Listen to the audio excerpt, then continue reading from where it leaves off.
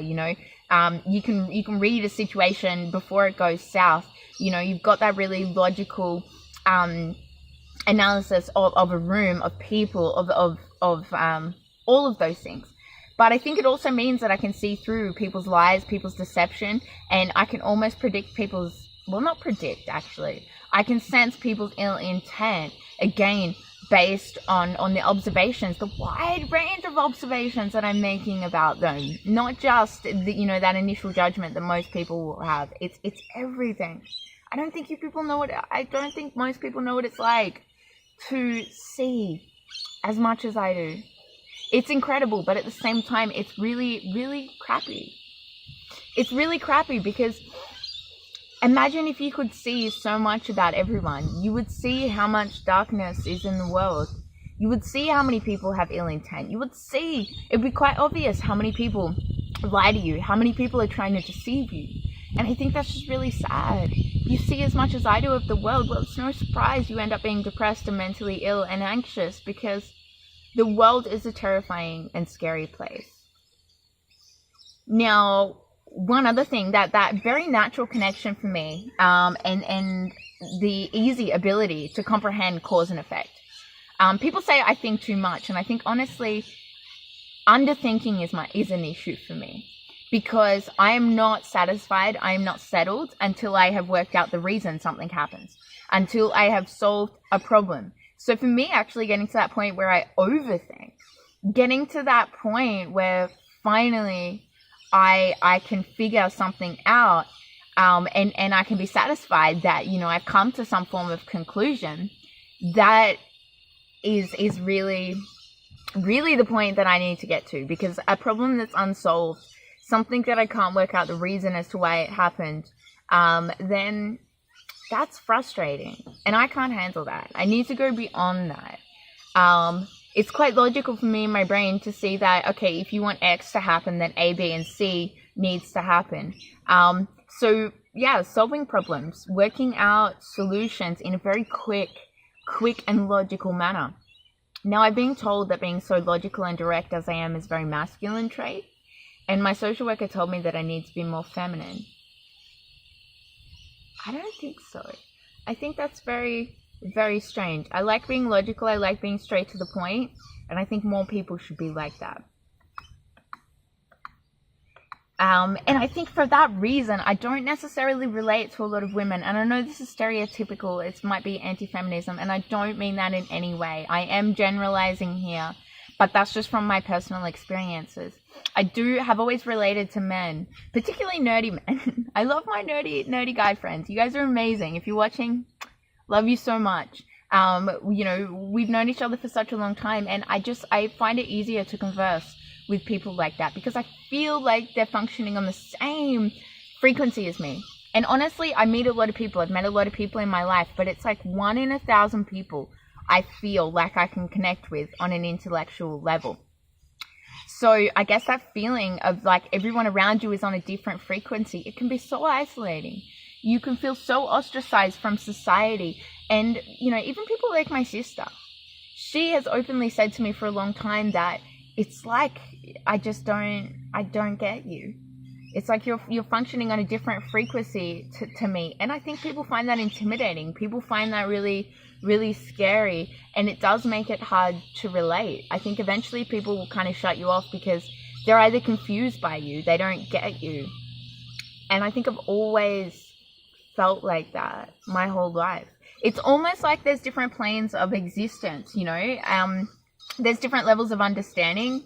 And I think that's what really separates people in this world, in like a low latent inhibition kind of way, because people seem to think I function and my understanding of the world is on like this invisible plane, this invisible level. And because no one else can see it, sometimes I do feel like I'm stuck in a different dimension. I think, though, because of that, maybe it's like a Doctor Strange thing. Who knows? You have the ability to influence your surrounding environment without other people noticing that you do so, because you can easily switch between, these levels of understanding. If we want to compare it with the analogy of like planes of existence, you can easily, switch between the observations, switch between what it is that you're seeing about the world. And I think because of that, I've always had this like bird's eye view of myself in the world, see how I'm interacting. I can sort of detach myself from my body, and I can analyze not just what's within me, but I can analyze myself. I can see how people are responding to me very easily, which is probably one of the reasons that people say I'm an amazing saleswoman. When I've worked in sales, I'm amazing with customer service because I can read people so easily. To be honest, I've had 20 different jobs in a range of things, everything from customer service, waitressing, reception, office jobs, like working at racing stables, telecommunication sales, like all sorts of different jobs that I've done in my lifetime. And people say to me, oh, you're really good with that. Oh, you should follow this career path. Well, I'm good at a lot of things. I think you can be good at everything, especially with low latent inhibition, but you might be a master at nothing unless you learn how to channel that into something that you're really passionate about. And I think that's when your low latent inhibition can become really beneficial to your life and as a career, to work out what fulfills you as a person and what you want to channel that creative energy, what you want to focus on. Because when you're focusing on everything, your attention and your brain capacity is really expanded. You need to funnel that. And I think that's what I'm learning to do now. And it feels so much better. It really fulfills me as a person, and it just makes living in this world so much easier. Now, I guess also, that strong intuition that you have, being able to predict a lot of things before they happen. Now, I think some people who might be watching this video, or some people in general, might mistake low latent inhibition for generalized anxiety disorder. Now, I have both, but there is a difference. Generalized anxiety disorder might overlap because you might be overanalyzing situations, asking those questions, what if this happens, trying to predict the future, analyzing things that have happened in the past. You might become obsessed, with anxiety-provoking things. Now, that is very different to low latent inhibition, because for me, low latent inhibition isn't necessarily predominantly about analyzing situations. That is probably more of an anxiety thing, and that's what I notice when I'm on my anxiety medication. That sort of drifts away, but the low latent inhibition is there. What I'm talking about is analyzing even inanimate objects, not because I'm scared of them, but because I'm curious. And I think a curiosity rather than a fear drive is maybe, just my personal opinion, where that splits. So I think, you might be able to relate to this with generalized anxiety, which may be true in the sense that I think a lot of people with low latent inhibition would have generalized anxiety, and the link there I think is scientifically proven, and it's very, very common, because you become anxious about everything when you can see so much, when you can piece together so many parts of your life, and when you analyze things just as default, learning how to, I don't think actually I could learn how to not analyze something, but what I've learned is to actually just be really selective and really mindful about where I direct that mind power. It's like learning how to drive a car. You can be all over the place unless you have some form of focus, and getting that focus has been really important to me. You are whatever you put in your mind. Whatever you see, whatever you observe definitely affects your brain, affects you as a person. So because I'm going to ask questions, because my thirst for knowledge is unquenchable, what I do now is I read articles, I read scholarly articles, I watch TED Talks, I watch, educational videos, I watch documentaries, because I want those things to be the main focus in my brain, not the people around me, not the negative things that have happened to me in my life. And I have noticed a huge difference since I've been doing those things. I've also been told by a lot of my doctors that I need to connect with intelligent people. It's really hard in a small country town. There's not a lot of intelligent people around here. But then again, it's a catch-22. I'm moving somewhere else to like a big city. Like when I lived in Melbourne, I loved the people. I related to people on a whole different level down there. They were great. And that's probably where I need to be on an intellectual level. But with my other mental illnesses and my seasonal affective disorder, I need to be in a sunny place. I need to be in sort of a therapeutic environment, and I need to be around people that I know and a support network. And moving to a big city scares the shit out of me. It really absolutely terrifies me from an anxiety point of view, and it's overwhelming from a low latent inhibition point of view. Now, I guess, that being said, you might be thinking, wow, that's great. I want to have low latent inhibition. There are some cons to low latent inhibition. Like, insomnia is a huge one. Your thoughts are going to be racing. And I think that's where people say to me that I have a manic personality. Racing thoughts is definitely a symptom of bipolar mania. I talk fast because things are computing so fast in my brain. People think I talk a lot, but it's like, I only verbalize like 1% of what actually goes on in my mind. So racing thoughts are just part of my life. It's just the speed at which my brain thinks. Mania is different to me because racing thoughts is kind of, I think fast, but I can keep it together. There's trains of thought. They're going, they're all on the rails. It's all good. Mania to me is like, it's like a bullet wall. It's like I can't decipher thoughts. The neurons are just crashing together and exploding. For me, it's very distressing not being able to think. And I think low latent inhibition with autism and schizophrenia is that brain crash. Is your brain going in overdrive? That annoying little loading symbol on your computer. That's what happens to your brain. I often freak out in shopping centers and I guess places like that, really, really big public places. And it's not because of anxiety. It's not a panic attack. What it is because when I walk down a supermarket aisle, oh my God, from floor to ceiling, I am seeing absolutely every item in that supermarket. I'm analyzing every single person that is around me, every single clink of the trolleys.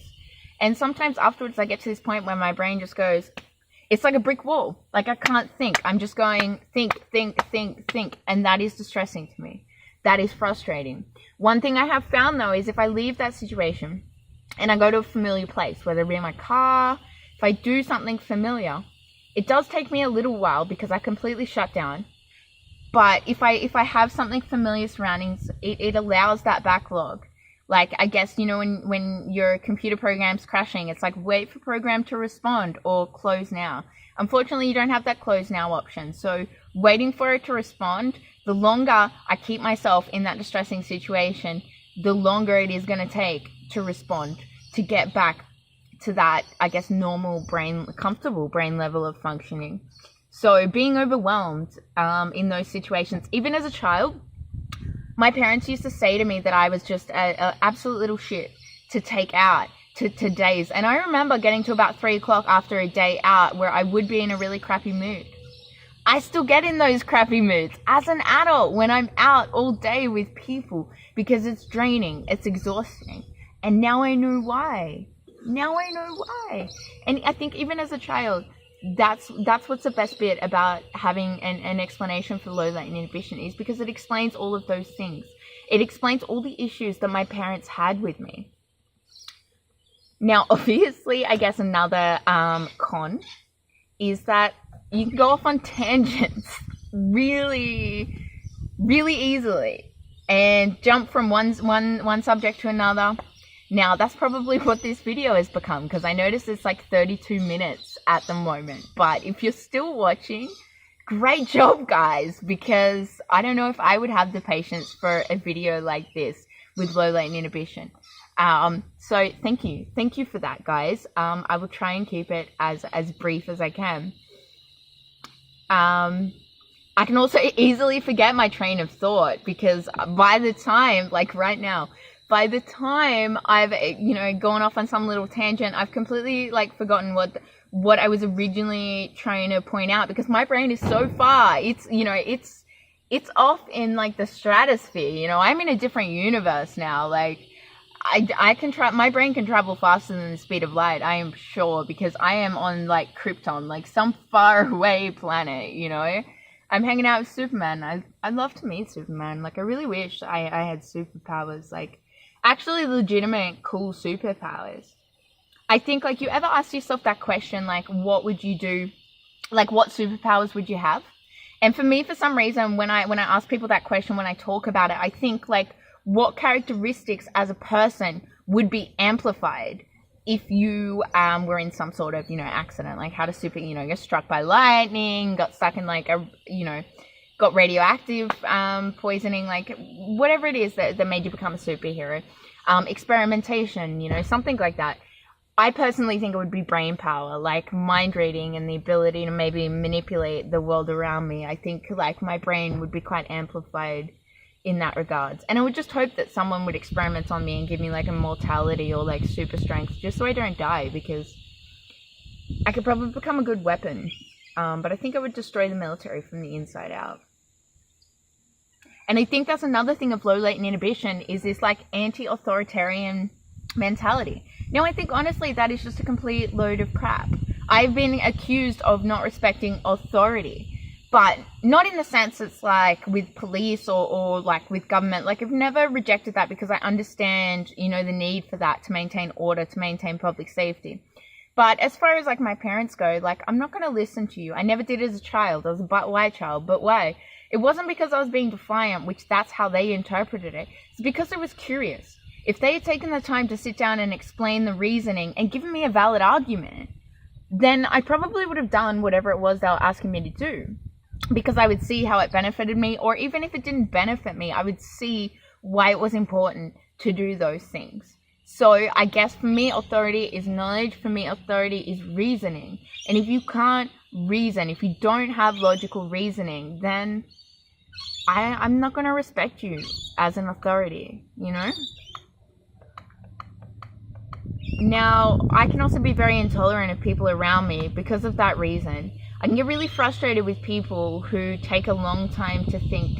I mean, I think I'm a very tolerant person as far as people in general are, but I get really frustrated when I'm trying to focus, because it's so hard for me to focus. So if I'm trying to focus on a job, it's really frustrating when someone interrupts me, and I just can't handle that. Especially when I've got too many programs open in my brain and I'm heading for a crash. It's like, please don't interrupt me. I'm trying as hard as I can to focus on this, and I will get snappy. And people interpret that as just being like, but it's not. It's just me really struggling to focus on something that needs my complete attention. So please don't distract me when I'm doing that. I really don't like limits as well. Like I don't like conforming to anything, mainly because I don't fit into a box. Like I never have, I'm always questioning that box. I'm trying to open that box. It's not that I'm trying to tear that box down, but there's just so many boxes. The world is such a big place to me. And, my psychologist says to me, there's actually no limits to the capacity of the human mind, to the capacity for understanding and for gaining knowledge. Like there might be a limit to your RAM, which is your IQ, but there is no limit to your storage capacity in your mind. So for me, like when people say you can't do that, my response is, watch me. Because, I guess the more people tell me that I will never achieve that I will never do that, it just fuels my, you know what? I will do it. I'm going to prove all of you people wrong. Now, I also feel quite lonely, I think, as a response, because I don't necessarily connect with people on the level that I would like to connect with people on. There's so many people out there that say they connect with me, but I really struggle. I guess part of that is being borderline and not trusting people at all, completely shutting myself off on an emotional level. It's not that I don't talk to people. I talk to anyone and everyone, but as far as letting you really in and getting a deep connection with you, especially at the moment, I'm completely cut off from any of that. Sounds, I'm also very intolerant to sounds. They drive me absolutely crazy. Like, I can't function. I mean, the whole time we've been doing this video, there are some birds in the trees up there that have just been like, it's like pain to my ears. It's really frustrating. I just can't seem to focus. There are just so many distractions. But I'm trying to focus on the video, and I think I've done like a relatively good job of that.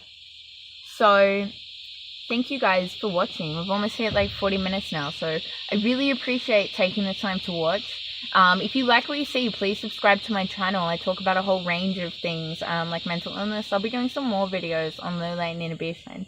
The more I find out about it, because it's really hard to find information on low latent inhibition. It's really, I guess that's what I post about, is things that it's really hard to find any information on. So, you know, just my personal experiences, my life experience. If you can relate to it in some way, definitely put a comment down the bottom, subscribe to the channel, and maybe like watch the last video I did on low latent inhibition and see how you feel about that.